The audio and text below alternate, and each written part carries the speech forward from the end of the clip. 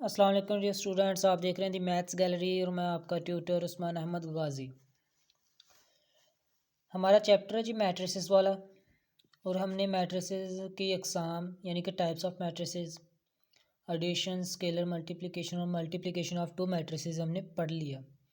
अब हमारे पास new term आती है जी डिटर्मिनेंट। मैट्रिक्स का डिटर्मिनेंट फाइंड करना। तो डिटर्मिनेंट में मेन चीज़ ये है कि हम डिटर्मिनेंट को कैसे शो कर सकते हैं जी। सबसे पहले यहाँ तो हम डेल्टा सैम्बल से या मैट्रिक्स के अरकान के इर्द गिर्द हम एक बार लगा देते हैं, 2 बार लगा देते हैं, ठीक है जी।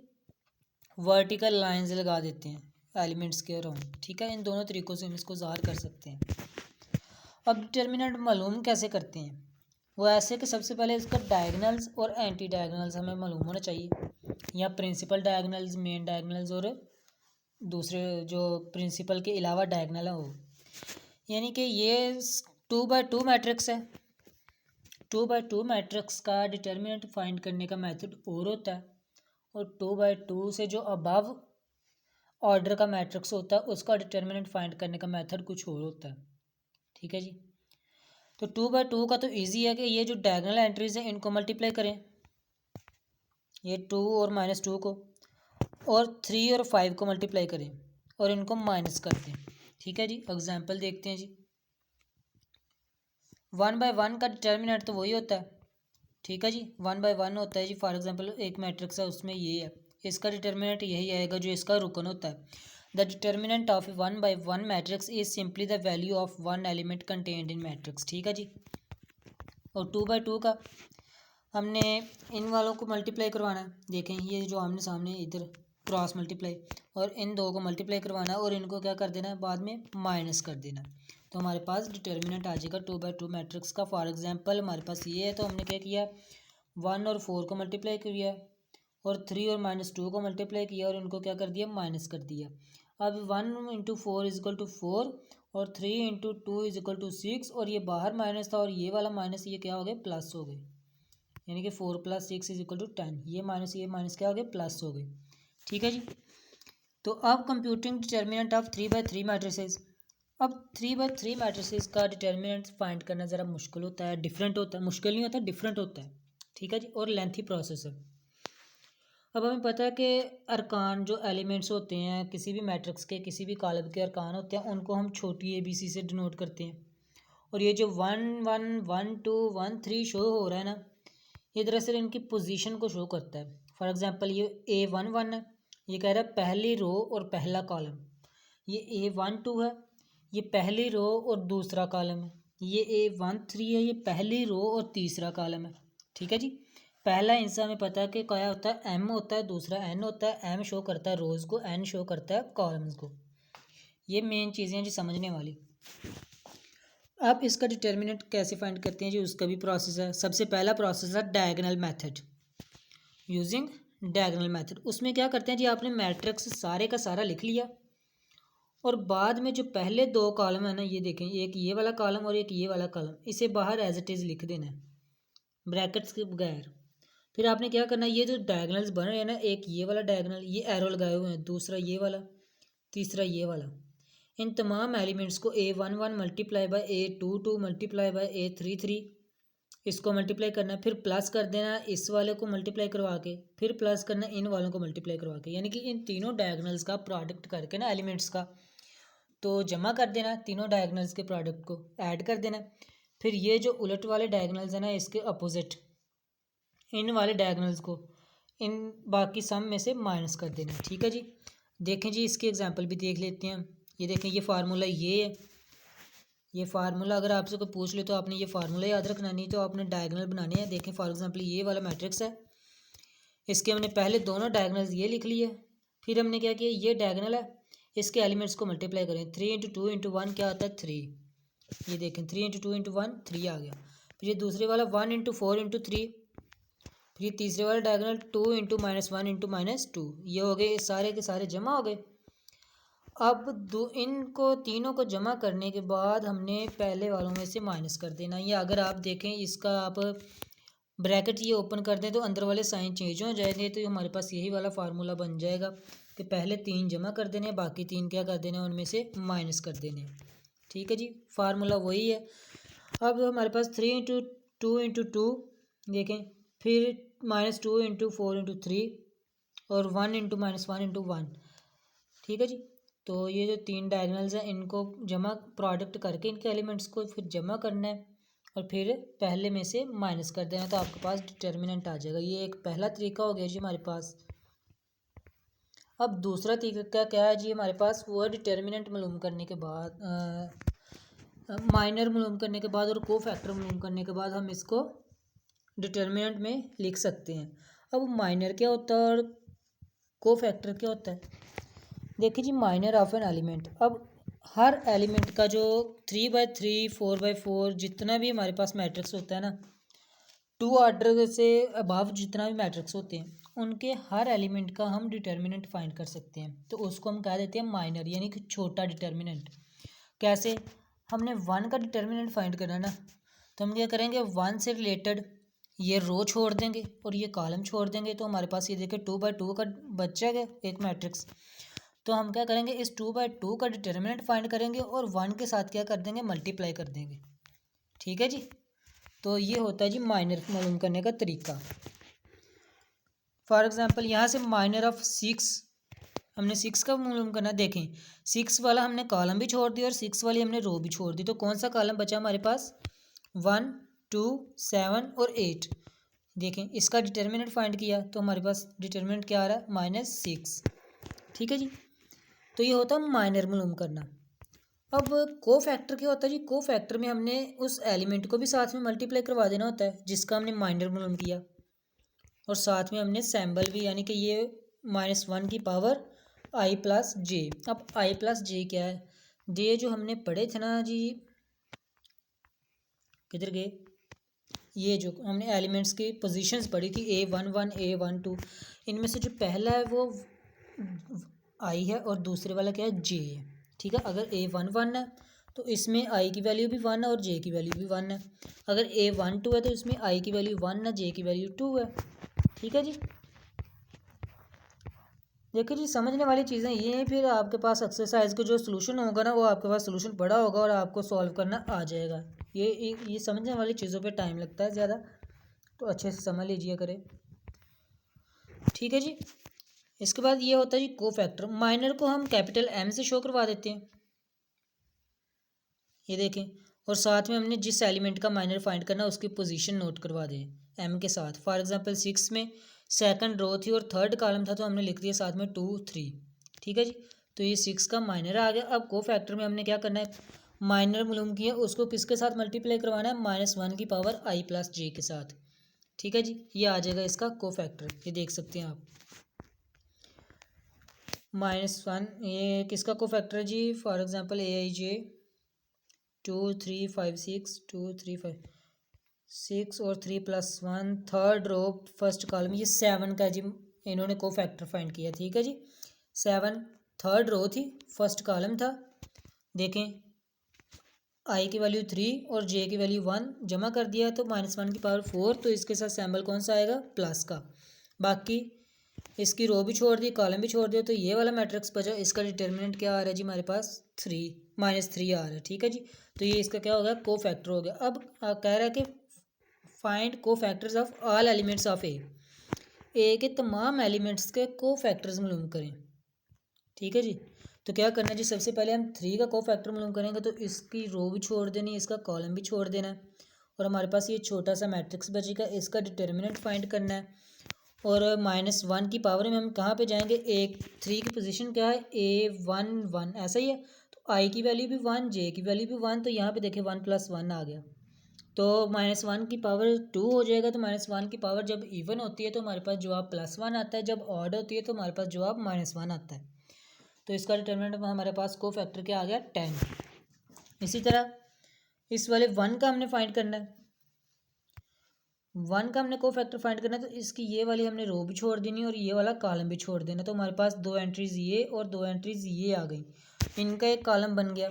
और चूंकि इसकी पोजीशन है फर्स्ट रो सेकंड कॉलम, और फर्स्ट रो सेकंड कॉलम इनको जमा कर दें तो ये आ जाएगा 3। ये देखें पावर में जमा किया हुआ है।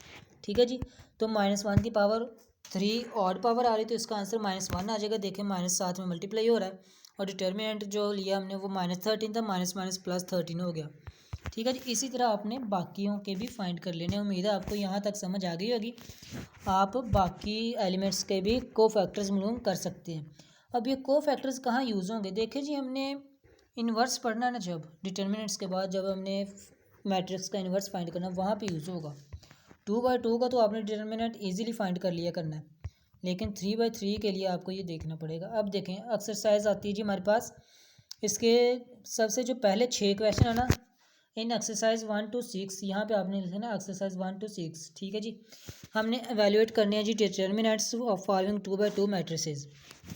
ये तो इजी है जी। इस डायगोनल को मल्टीप्लाई करें -32, इनको मल्टीप्लाई करें -6 और -32 -6 कर दें जी। माइनस माइनस प्लस हो जाएगा, -32 + 6, तो इसका आंसर आ जाएगा -26। ठीक है जी। ये तो इजी है सारे 2/2 के। ठीक है जी। तो हम क्वेश्चन नंबर, इनका मैं सोल्यूशन आपको बता देता हूँ। तो हम स्टार्ट करते हैं क्वेश्चन नंबर 7 से। हमने इसका क्या फाइंड करना है, ये देखिए M11 यानी कि माइनर भी मालूम करने हैं और कोफैक्टर्स भी मालूम करने हैं। ये देखें क्वेश्चन नंबर 1 है जी, इसका आंसर वही आ रहा है, -26 आ रहा है। ठीक है जी, इजी है। इस तरह क्वेश्चन नंबर 2 में सबसे पहले तो इन्होंने मैट्रिक्स को नाम नहीं दिए हुए। ठीक है, देखें इन्होंने नाम नहीं दिया। आपने कोई सा नाम दे देना, चाहे हर मैट्रिक्स को आप ए का नाम दे दें, चाहे डिफरेंट नाम दे दें। ठीक है जी। तो नाम लाजमी देने, अगर पेपर में आता तो अगर नाम नहीं दिया हुआ तो आपने नाम देना मैट्रिक्स को। अब क्वेश्चन नंबर 2 का डिटर्मिनेंट फाइंड करना है। -7 × 8 = -56। फिर माइनस करना है किसको, इन दोनों के प्रोडक्ट को। ये देखें -48, माइनस माइनस प्लस होता है, तो -56 + 48 = -8। फिर क्वेश्चन नंबर 3 है, इसका आंसर आ रहा है +1। क्वेश्चन नंबर 4 है जी हमारे पास, इसका आंसर 0 आ रहा है, क्योंकि a² - a² = 0। फिर ये -20 - 6 = -26। ये +3 और ये 0 +3 आंसर आ गया। ठीक है जी। क्वेश्चन नंबर 7 की तरफ चलते हैं। माइनर्स और कोफैक्टर्स मालूम करने हैं। माइनर्स किसका मालूम करना है? M11। देखें 11 किसकी पोजीशन है, इसकी। हमने इसका ये कॉलम भी छोड़ दिया, इसका ये रो कॉलम छोड़ दिया, तो ये मैट्रिक्स बचा। अब इसका डिटर्मिनेंट लेना है हमने, 1 को साथ में मल्टीप्लाई करवा देना, तो इसका डिटर्मिनेंट आ रहा है -6। अब हमने इसका कोफैक्टर मालूम करना है, तो कोफैक्टर हमें पता है कि माइनर को -1 की पावर i + j के साथ मल्टीप्लाई करवा देना है। तो चूंकि i भी यहाँ पर 1 है, देखें i 1 और j भी 1 है, तो -1 की पावर 1 + 1 स्क्वायर होगा, तो +1, तो इसका आंसर -6 ही रहा। ठीक है जी। अब इसका M21 का करना है फाइंड जी। M21 हमारे पास 5 बन रहा था, इसकी हमने रो भी छोड़ दी, इसका कॉलम भी छोड़ दिया, 2 एलिमेंट्स इधर पड़े 2 इधर पड़े, उनका ये मैट्रिक्स बना। ठीक है जी। इसका हमने क्या किया, फाइंड डिटर्मिनेंट। तो डिटर्मिनेंट आया जी हमारे पास -5। अब चूंकि कोफैक्टर में हमने -1 की पावर i + j लिखनी होती है, तो चूंकि ये सेकंड कॉलम फर्स्ट रो 2 1 है, तो i की पावर 2 है, j की पावर 1 है, तो -1 की पावर में इन पावर्स को ऐड कर दें 3। चूंकि माइनस की पावर में -1 की पावर ओड नंबर है, तो ये इसका जवाब -1 आएगा। तो माइनर -5 था, तो कोफैक्टर में माइनस मल्टीप्लाई हुआ तो +5 आ गया। क्वेश्चन नंबर सी है जो, इसका सी पार्ट है वो भी इसी तरह। M32 में हमारे पास 1 आ रहा है, थर्ड रो और सेकंड कॉलम, तो हमारे पास ये मैट्रिक्स बनेगा। इसका हमने काला डिटर्मिनेंट फाइंड करना है, वो 21 आता है, कोफैक्टर से मल्टीप्लाई किया तो -21 आ गया। ठीक है जी। कोफैक्टर साथ में सिर्फ साइन बताता है कि इसका साइन क्या आएगा। अब M33, तो 33 पे ये हमारे पास -4 आता था। ठीक है जी। इसका कॉलम भी छोड़ दिया, इसकी कितार भी छोड़ दी, तो ये मैट्रिक्स बचा हमारे पास। इसका डिटर्मिनेंट लिया तो -10 आता है, कोफैक्टर लिया तो वो भी -10 ही आया। ठीक है जी। अब in exercise 8 to 10 evaluate the determinants of following matrices using first row and using diagonal method. देखिए जी, डायगोनल मेथड और फर्स्ट रो से हमने 8, 9 और 10 क्वेश्चन, ये इन तीनों क्वेश्चंस का हमने फाइंड करना है। तो चूंकि तीनों क्वेश्चन हमने एक ही तरीके से करने, तो हम क्वेश्चन नंबर 8 को तफसील से देख लेंगे और बाकियों का मैं सोल्यूशन आपको बता दूंगा, आप लोगों ने खुद ट्राई करना है। अब क्वेश्चन नंबर 8 है जी। सबसे पहले देखें हमारे पास मैट्रिक्स गिवन है, आप लोगों ने मैट्रिक्स लिख लेना है। अब चूंकि फर्स्ट रो से करना था, हम लोग क्या करेंगे जी, फर्स्ट रो को एक्सपेंड कर देंगे। 1 पहली पोजीशन है, फिर हम क्या करेंगे जी, 1 वाली लाइन को छोड़ देंगे और कितार और कॉलम को छोड़ देंगे, तो ये मैट्रिक्स बचेगा, ये साथ में लिख लेंगे इसका डिटर्मिनेंट। ठीक है जी। अब चूंकि 1 के साथ प्लस है, तो हमने यहाँ पर तो कोई ना कोई साइन लगाना है ना, तो आप क्या करेंगे जी, एक प्लस वाला एक माइनस वाला, ये प्लस वाला ये माइनस वाला, ये प्लस वाला ये माइनस, फिर ये प्लस ये माइनस, ये प्लस फिर ये माइनस। ठीक है जी, जितना भी है ना आपने एक प्लस का करना है एक माइनस का करना है, और सबसे पहले प्लस वाला आएगा। अब क्या करना जी, माइनस किया हमने और साथ में ये -2 है, ये -2 लिख दिया हमने। अब इसका क्या कॉलम और इसकी कितार छोड़ देनी है, तो बाकी जो एंट्रीज बची उनका डिटर्मिनेंट लिख लेना है। फिर यहाँ पे प्लस आएगा, प्लस ये 3 लिख लिया हमने, 3 लिख लिया और इसका कॉलम और इसकी रो छोड़ दी, तो ये मैट्रिक्स आया, इसका डिटर्मिनेंट लिख लिया। ठीक है जी, तो ये फर्स्ट रो हमारे पास एक्सपैंड हो चुकी है। फर्स्ट रो में यही 3 एलिमेंट्स आ रहे हैं ना, तो ये तीनों एलिमेंट्स को हमने एक्सपैंड कर दिया। अब यहाँ से डिटर्मिनेंट फाइंड करें आप लोग, और इसको मल्टीप्लाई करवा दें और ऐड और सब्ट्रैक्ट कर दें, -25 आंसर आ रहा है। ठीक है जी, अब यूजिंग डायगोनल मेथड, देखें मैट्रिक्स आप लोगों ने लिख लिया। अब फर्स्ट जो 2 कॉलम्स हैं उनको बाहर एज इट इज़ लिख लें। अब आपने क्या करना जी, सबसे पहले ये वाला हमारे पास एक डायगोनल बन रहा है, इनको मल्टीप्लाई करवाएं तो आंसर आता है 6। ठीक है जी, अब दूसरा ये वाला बन रहा है, इनको मल्टीप्लाई करवाएं, आंसर आता है -8, तो -8 को इसमें क्या कर दें आप, ऐड कर दें।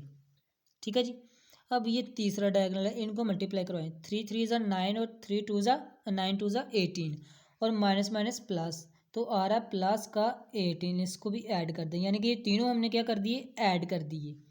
अब इनका आंसर जो आएगा ये आप लोगों ने इनमें से सब्ट्रैक्ट कर देना। अब देखें ये कॉलम हो गए, डायगोनल हो गए। अब ये डायगोनल आ रहा है, इसका आंसर क्या आएगा जी, 4 3 12 36, और में क्या करना, -36 कर देना, यानी कि वो जो हमने तीनों फाइंड किए ना उनमें से माइनस कर देना अपने से।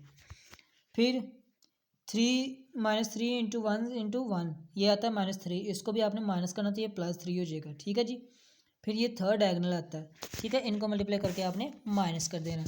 देखें जी, पहले जो 3 डायगोनल्स थे उनको मल्टीप्लाई किया और ऐड कर दिया, दूसरे 3 डायगोनल्स थे उनको मल्टीप्लाई किया और माइनस कर दिया। और मल्टीप्लिकेशन के बाद ये आता है जी माइनस जमा माइनस, फिर ये जमा का, ये माइनस का, ये माइनस माइनस प्लस हो गया, +3 हो गया। इनको ऐड करेंगे सब्ट्रैक्ट करेंगे तो आपके पास आंसर -25 ही आएगा। दोनों मेथड से अगर आपका आंसर सेम आता तो समझिए आपने क्वेश्चन ठीक किया है, लेकिन अगर एक भी आंसर आपका डिफरेंट आता तो समझिए आपका क्वेश्चन कहीं ना कहीं से गलत है। अब क्वेश्चन नंबर 9 का सोल्यूशन आपको गिवन है। सबसे पहले तो आपने इसे खुद ट्राई करना, ज़बानी अगर नहीं आता तो आप लोग फिर यहाँ से देख सकते हैं और सॉल्व कर सकते हैं, सोल्यूशन इसका देख सकते हैं, लेकिन उम्मीद है आप लोग कर लेंगे अगर आप ज़बानी ट्राई करेंगे। ठीक है, ये आपकी प्रैक्टिस भी हो जाएगी। ये देख सकते हैं जी आप लोग सोल्यूशन, इसका जो डिटर्मिनेंट आ रहा है बाय रो एक्सपेंशन वो 10 आ रहा है, और बाय डायगोनल मेथड वो भी 10 आ रहा है। ठीक है जी, क्वेश्चन नंबर 10 है जी, इसका फर्स्ट रो यूजिंग करें तो -9 डिटर्मिनेंट आ रहा है, और यूजिंग डायगोनल मेथड वो भी -9 आ रहा है। ठीक है जी, देख सकते हैं आप लोग। तो ये था आज का लेक्चर, उम्मीद है आप लोगों को अच्छे से समझ आई होगी। अगर कहीं पे कन्फ्यूजन है तो आप लोग कमेंट्स में पूछ सकते हैं। ठीक है जी, इसके अलावा व्हाट्सअप नंबर भी दिया गया है, व्हाट्सअप चैनल का लिंक भी दिया गया, आप लोग चैनल ओपन करके उसको फॉलो कर लें। ठीक है जी, वहाँ पर आपको नोटिफिकेशन मिलते जाएंगे कि ये लेक्चर अपलोड हो गया, ये लेक्चर तब तक अपलोड हो जाएगा, कितने दिनों तक या कितनी देर तक अपलोड हो जाएगा, आपको ऐसे भी नोटिफिकेशन मिलते रहेंगे। ठीक है जी, तो नेक्स्ट लेक्चर तक के लिए अल्लाह हाफिज़ जी।